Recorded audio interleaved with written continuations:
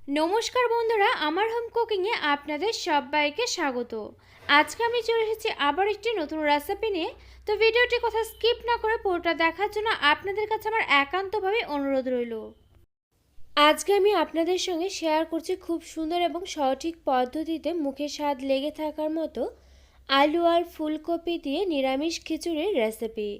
খিচুড়ি কিন্তু আমরা অনেক রকমভাবে রান্না করে থাকি আর অনেক রকমভাবে কিন্তু খেয়ে থাকি। তবে এরকমভাবে যদি এই খিচুড়ির রেসিপিটি বাড়িতে একবার ট্রাই করেন, রেসিপিটি যেমন বানিয়ে ফেলা খুবই সহজ, খেতে কিন্তু ততটাই দুর্দান্ত টেস্টি হয়। রেসিপিটি নিশ্চয়ই আপনারা দেখেই বুঝতে পারছেন এই খিচুড়িটা খেতে কতটা সুস্বাদু হতে পারে। তো এই খিচুড়ির রেসিপিটি বানানোর জন্য দেখুন এখানে আমি নিয়েছি প্রথমে বেশ কয়েক রকমের সবজি। সবজির মধ্যে রয়েছে এখানে গাজর, আলু আর রয়েছে ফুলকপি। সমস্ত সবজিগুলোই দেখুন এখানে কিন্তু আমি একটু বড় বড় টুকরো করে কেটে খুব ভালোভাবে ধুয়ে নিয়েছি। আর নিয়েছি এখানে 1 কাপ পরিমাণ কড়াইশুঁটি। এখানে কিন্তু আমি যেহেতু এখন শীতকালের সবজিগুলো খিচুড়িতে ব্যবহার করছি। তো এখানে আমি দেখুন এরপর চলে যাচ্ছি রান্নাতে। রান্নাটা করার আগে কিন্তু প্রথমে আমাদের মুগ ডালটাকে ভেজে নিতে হবে। এর জন্য দেখুন এখানে একটি কড়া বসিয়ে দিয়েছি। কড়াতে আমি দিয়ে দিলাম একটি কাপ মেপে 1 কাপ পরিমাণ মুগ ডাল। এখন আমি উনুনের আঁচটা মিডিয়াম টু লো ফ্লেমেতে রেখে নেড়েচেড়ে নিয়ে ডালগুলোকে ভেজে নিচ্ছি। তবে এগুলো কিন্তু অতিরিক্ত কড়া করে ভেজে নেওয়ার কোনো প্রয়োজন নেই। যখন ডালের কালারটা চেঞ্জ হয়ে গিয়ে হালকা লালচে রং ধরতে শুরু করবে আর ডাল থেকে কাঁচা গন্ধটা চলে গিয়ে খুব সুন্দর একটা ফ্লেভার বেরোতে শুরু করবে, তখনই কিন্তু এগুলোকে নামিয়ে নিতে হবে। তো এখানে দেখুন একটি বোলের মধ্যে আমি রেখে দিয়েছিলাম আগে থেকে জল।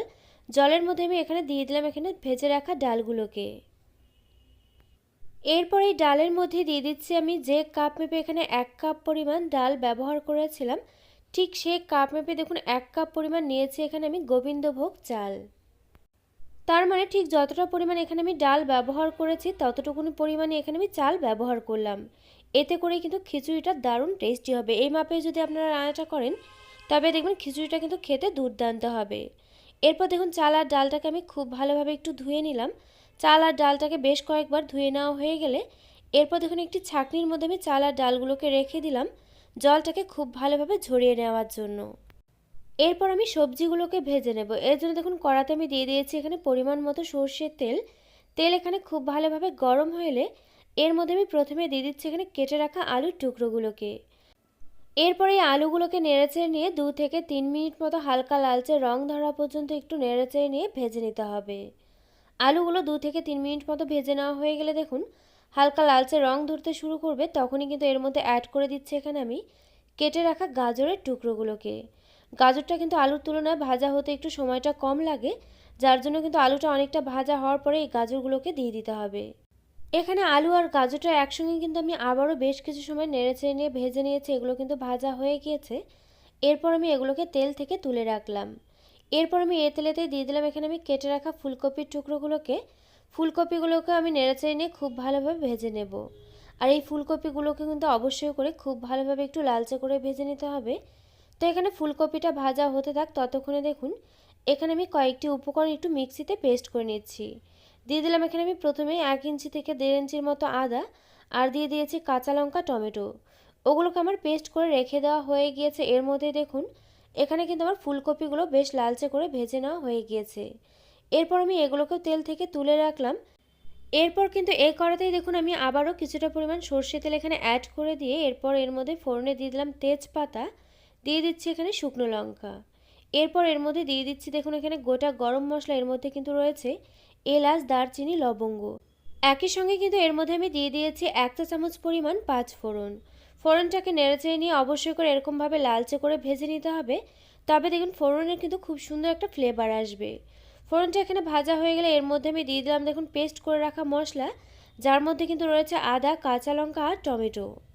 সমস্ত কিছুকে একটু নেড়েচেড়ে নিয়ে এরপর আমি এর মধ্যে অ্যাড করে দিলাম এখানে স্বাদ মতো নুন। একই সঙ্গে দিয়ে দিচ্ছি এখানে আমি 1 চা চামচের একটু কম পরিমাণ করে হলুদ গুঁড়ো, দিয়ে দিচ্ছি এখানে 1/2 চা চামচ পরিমাণ লঙ্কা গুঁড়ো। একই সঙ্গে দিয়ে দিচ্ছি এখানে আমি 1/2 চা চামচ পরিমাণ জিরে গুঁড়ো, দিয়ে দিচ্ছি এখানে 1/2 চা চামচের একটু কম পরিমাণ করে ধনে গুঁড়ো। সমস্ত কিছু কিন্তু দিয়ে দেওয়া হয়ে গেলে এখন দেখুন নেড়েচেড়ে নিয়ে আমি সমস্ত কিছুকে খুব ভালোভাবে কষিয়ে নিচ্ছি। আর এখানে কিন্তু আমি জিরে বা ধনে গুঁড়ো এগুলো কিন্তু একেবারে অল্প পরিমাণ করে দিয়েছি, কারণ বাকি কিছু মশলা কিন্তু আমি পরে এখানে অ্যাড করব। এখানে দেখুন সমস্ত কিছু কষিয়ে নেওয়া হয়ে গেলে এরপর আমি এর মধ্যে অ্যাড করে দিচ্ছি এখানে জল ঝরিয়ে রাখা চাল আর ডাল। এরপর দেখুন আমি চাল আর ডালের সঙ্গে এগুলোকে নেড়েচেড়ে নিয়ে আবারও খুব ভালোভাবে একটু সময় নিয়ে দেখুন এগুলোকে কষিয়ে নিচ্ছি।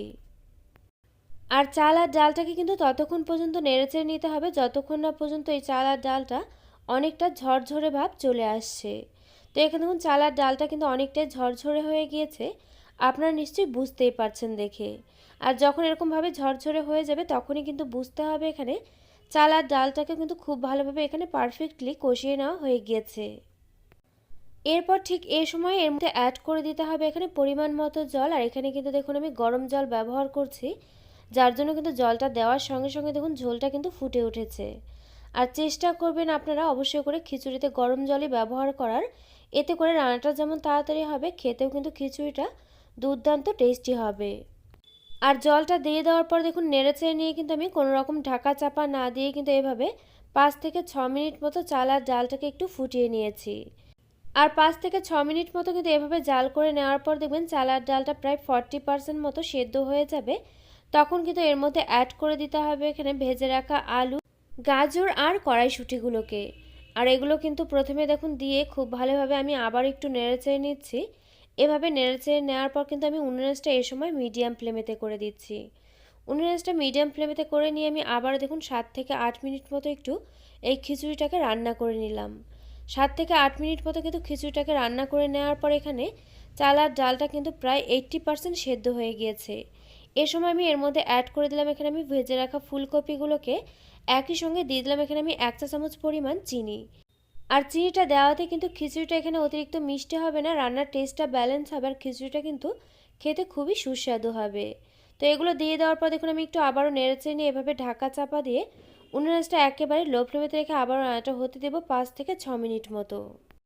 তো এখানে আমি ফিরে এলাম 5 থেকে 6 মিনিট পর। এখানে দেখুন আমার সমস্ত কিছু কিন্তু খুব ভালোভাবে সেদ্ধ করে নেওয়া হয়ে গিয়েছে। এরপর আমি এর মধ্যে অ্যাড করে দিলাম এখানে আমি 1 চামচ পরিমাণ ভাজা মশলা, যার মধ্যে রয়েছে জিরে, ধনে আর রয়েছে তেজপাতা। ওগুলো কিন্তু আমি ভেজে গুঁড়ো করে রেখেছিলাম, সেটাকে এর মধ্যে দিয়ে দিলাম। এরপর দিয়ে দিলাম এখানে আমি 1/2 চা চামচ পরিমাণ গরম মশলা গুঁড়ো। এগুলোকে দিয়ে আমি দেখুন সমস্ত কিছুকে আবার একটু খুব ভালোভাবে এভাবে নেড়েচেড়ে নিয়ে মিশিয়ে নিচ্ছি। আর প্রথমে কিন্তু আমি জিরে ধনে গুঁড়োটা এর জন্য একটু কম পরিমাণ করে দিয়েছিলাম, কারণ শেষে কিন্তু এখানে আমি একটু ভাজা জিরে ধনে গুঁড়ো এখানে ব্যবহার করেছি। এরপর আমি এর মধ্যে দিয়ে দিচ্ছি এখানে 2 চা চামচ পরিমাণ ঘি। আর ঘিটা কিন্তু অবশ্যই করে খিচুড়িটাতে দিতে হবে, এতে করে কি হবে খিচুড়ির যেমন ফ্লেভারটা ভীষণ ভালো হবে, খিচুড়িটা কিন্তু খেতেও দুর্দান্ত টেস্টি হবে। ঘিটাকে দিয়ে দেখুন আমি আবার একটু সমস্ত কিছুকে খুব ভালোভাবে এভাবে নেড়েচেড়ে নিয়ে মিশিয়ে নিলাম। সমস্ত কিছুকে এভাবে মিশিয়ে নেওয়া হয়ে গেলে এখন আমি উনুনটা একেবারে লো ফ্লেমেতেই রাখবো। আর এভাবে ঢাকা চাপা দিয়ে 2 মিনিট মতো খিচুড়িটাকে আবারও রান্না হতে দেব।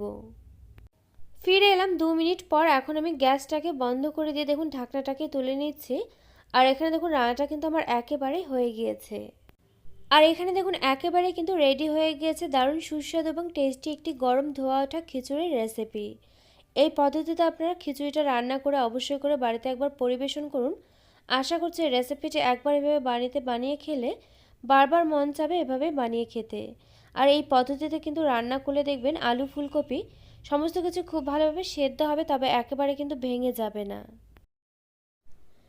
তো আমার এই রেসিপিটি আপনাদের কাছে কেমন লাগলো অবশ্যই একটি লাইক দিয়ে কমেন্ট করে জানাতে কিন্তু ভুলবেন না, কারণ আপনাদের একটি লাইক একটি কমেন্ট কিন্তু আমাকে এরকম নতুন নতুন ভিডিও বানাতে আরও অনেক বেশি উৎসাহিত করবে। পাশে থাকা বেল আইকন অবশ্যই প্রেস করে দেবেন, এতে করে আমার নিত্য নতুন ভিডিওর আপডেট আপনাদের কাছে পৌঁছে যাবে সবার আগে। তো আজকের মতো ভিডিওটা এই পর্যন্ত, আবারও পরে দেখা হচ্ছে অন্য কোনো নতুন ভিডিওর সঙ্গে। আর আমার এই ভিডিওটি শেষ পর্যন্ত দেখার জন্য আপনাকে জানাই অসংখ্য ধন্যবাদ।